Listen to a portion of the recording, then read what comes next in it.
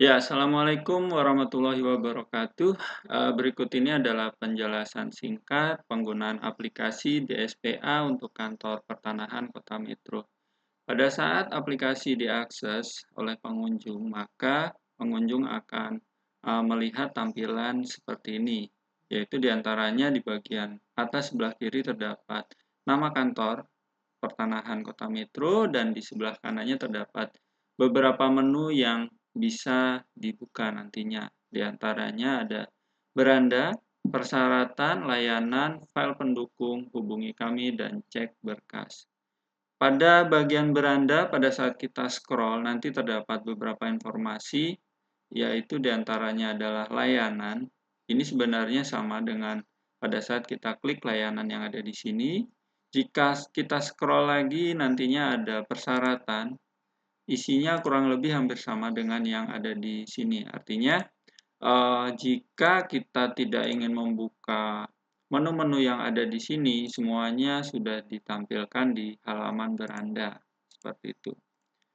Ya, kita coba scroll ke bawah lagi, nantinya ada peta lokasi dari kantor pertanahan Kota Metro, dan paling bawah terdapat footer, yaitu ada link, help center, cek berkas, layanan, dan persyaratan. Kita kembali lagi ke atas. Kita coba masuk ke menu persyaratan. Di dalam menu persyaratan nantinya ada beberapa informasi persyaratan, yaitu persyaratan layanan perubahan peningkatan hak, roya, informasi pertanahan SKPT, pendaftaran, dan peralihan hak. Jadi, jika kita ingin melihat detailnya, kita bisa klik salah satu link persyaratan yang ada di sini. Pada saat kita klik, nanti kita akan diarahkan ke detail atau tampil persyaratan yang ada.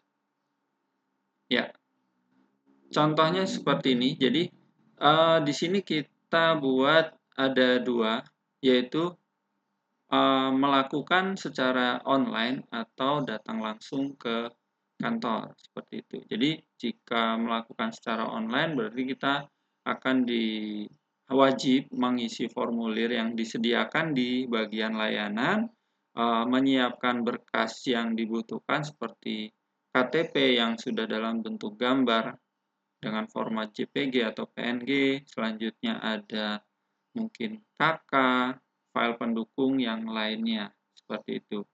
Terus kita juga harus berada di lokasi GPS atau lokasi titik yang akan disurvei oleh petugas BPN nantinya, dan kita juga wajib mengisikan nomor WhatsApp atau handphone yang aktif untuk memudahkan komunikasi antara petugas BPN dengan kita nantinya, seperti itu. Nah, di bagian bawah nantinya ada informasi jika kita melakukan atau memproses surat menyurat dengan datang langsung, yaitu dengan mengisi formulir yang sudah disediakan, menyiapkan berkas seperti fotokopi KTP, KK, dan lain-lain. Nah, untuk berkas nantinya mungkin bisa diambil langsung dari kantor, atau nantinya kita bisa download di bagian sini, di bagian file pendukung. Jadi nanti di file pendukung akan berisi file-file formulir yang bisa di-download atau diunduh oleh pemohon, gitu ya. Pemohon berkas dicetak, diisi di rumah. Jika sudah selesai baru dikirimkan ke atau datang langsung ke kantor. Seperti itu. Nah, ya sampai di sini untuk persyaratan selesai. Dan di bagian bawah nantinya ada informasi biaya dalam melakukan layanan yang ada di sini. Dan di bawah biaya terdapat tombol ajukan layanan roya. Artinya seperti ini. Tombol ini adalah jalan pintas. Jadi sebenarnya di bagian persyaratan dan layanan ini hampir sama gitu ya. Tapi jika kita klik di sini sebenarnya sama aja. Kadang pada saat kita menggunakan handphone sudah scroll terlalu panjang, mungkin untuk memudahkan jadi kita tambahkan tombol di sini gitu. untuk mengisi form secara online. Nah, untuk bagian bawahnya nantinya ada menu layanan lainnya, artinya misalkan sebelumnya kita sudah membaca layanan Roya, gitu kan, kita ingin membaca layanan yang lainnya. Kita bisa klik salah satu yang ada di sini. Misalkan kita mau klik perubahan atau peningkatan H, silahkan diklik, nantinya akan diarahkan ke halaman informasi persyaratan peningkatan H, seperti itu. Ya, kita coba lanjut ke menu berikutnya. Di menu layanan terdapat 4 layanan, yaitu perubahan atau peningkatan H, Roya, informasi pertanahan, SKPT, dan pendaftaran atau peralihan H. Pada saat kita klik, nantinya kita akan dihadapkan persyaratan lagi. Sebenarnya ini syarat hampir sama dengan yang ada di sini. Sama ya, jadi syarat online dan datang langsung. Dan pada saat kita klik tombol yang ada di bawah, nantinya akan kita langsung diarahkan ke formulir. Seperti itu. Ini kita skip dulu, kita coba next ke yang menu berikutnya. Nah, pada bagian file pendukung yang sebelumnya sudah kita jelaskan tadi ya.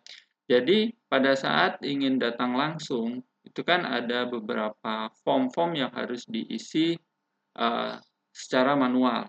Ya, nantinya form-form tersebut bisa diunduh atau di-download oleh pemohon dan dicetak di rumah.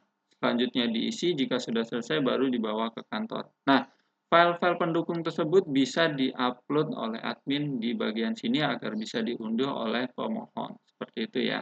Ini contohnya ada form untuk pendaftaran HGB, hak pakai menjadi hak milik. Ini bisa di-download dan buka isinya seperti itu.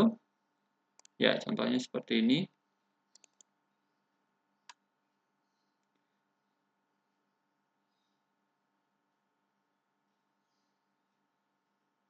Ya. Nah, ini nantinya bakal diisi manual oleh pemohon ya. Dengan diberi materai dan tanda tangan basah seperti itu. Jadi ini tidak bisa online, memang harus secara offline, dicetak dan ditanda tangan plus materai. Ya, selanjutnya ada form surat pernyataan juga sama, nantinya bisa di-download lalu diisi. Nah, oke. Setelah file pendukung, di sebelah kanan nantinya ada menu hubungi kami. Jadi nantinya di halaman hubungi kami ini akan menampilkan informasi kontak-kontak yang atau nomor handphone dan sebagainya yang bisa dihubungi oleh pemohon. Artinya misalkan ada pertanyaan, berarti akan menghubungi customer service dengan nomor sekian. Jika ada mungkin setelah transfer akan menghubungi nomor sekian dan sebagainya. Jadi nanti informasinya ada di bagian hubungi kami. Selanjutnya, di bagian sebelah kanan terdapat tombol cek berkas. Ya, cek berkas yang ada di sini, ini adalah cek berkas jika si pemohon sudah mengisi layanan online tadi. Contohnya seperti ini. Jadi pada saat kita mengisi formulir, nantinya akan mendapat nomor registrasi. Nah, nomor registrasinya silahkan diinputkan, lalu klik cari berkas. Jika ada, maka berkasnya akan muncul di bagian bawah, tapi jika tidak ada, berarti kita belum registrasi, seperti itu. Oke, sekarang kita coba melakukan registrasi secara online-nya dengan cara klik layanan, salah satunya adalah misalkan Roya. Kita scroll ke bagian bawah dan kita klik setuju dengan persyaratan yang ada.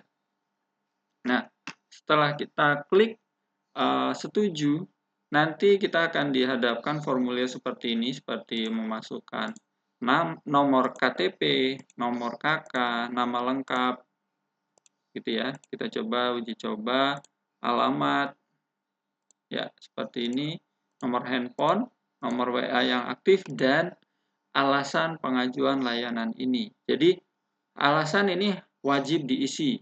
Ya. Alasan ini tidak akan formulir ini tidak akan bisa lanjut ke form berikutnya jika alasannya kosong. Jadi sebaiknya diisi sesuai dengan apa yang kita mau, gitu kan ya. Ya, contohnya seperti ini. Ya. Nah, jika semua sudah diisi, kita coba lanjut ke bagian simpan.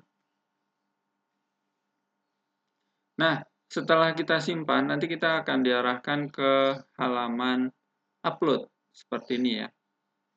Jadi ada berkas yang tadi, yang pada saat kita klik persyaratan Roya tadi kan ada suruh lengkapi file gambar, file KK udah dalam bentuk scan atau gambar.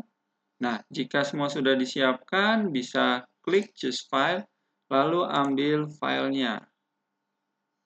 Ya, saya ambil sampel misalkan ini ya. Oke, saya buat sama saja.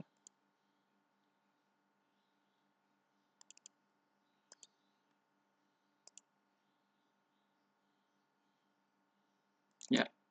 Setelah semua berkas selesai, maksudnya dikirimkan, silahkan klik simpan dan lanjutkan. Oke, nah pada saat kita mengakses halaman ketiga, jika kita gunakan laptop atau komputer ya, nantinya akan menampilkan seperti ini. Know your location, artinya karena kan ini kita mau menentukan titik koordinat ya. Jadi ini sebaiknya kita klik allow atau disetujui. Ya, pada bagian ini silahkan tentukan titik koordinat sesuai dengan lokasi yang akan disurvei oleh petugas. Tujuannya untuk memudahkan antara si pemohon dan petugas pada saat pengecekan lokasi atau lahan yang akan diperiksa. Seperti itu. Nah, jika koordinat sudah, maka silakan klik simpan dan lanjutkan. Setelah koordinat selesai, nanti kita akan diarahkan ke formulir terakhir, yaitu informasi proses pendaftaran selesai. Di bagian sini nantinya akan menampilkan salah satunya adalah nomor registrasi yang harus dicatat ya, karena ini nantinya akan dijadikan untuk proses cek berkas atau misalkan komunikasi di WhatsApp-nya. Ya, di bagian bawahnya terdapat informasi seperti nama, nick, dan lain-lain sesuai dengan yang kita upload tadi. Sampai di sini pemohon sudah selesai. Nantinya pemohon akan dihubungi oleh petugas BPN. Seperti itu ya. Ya, untuk pemohon bisa melihat status berkas dengan cara mengetikkan atau menginputkan nomor registrasi pada bagian sini tadi. Contohnya seperti ini, lalu klik cari berkas. Ya.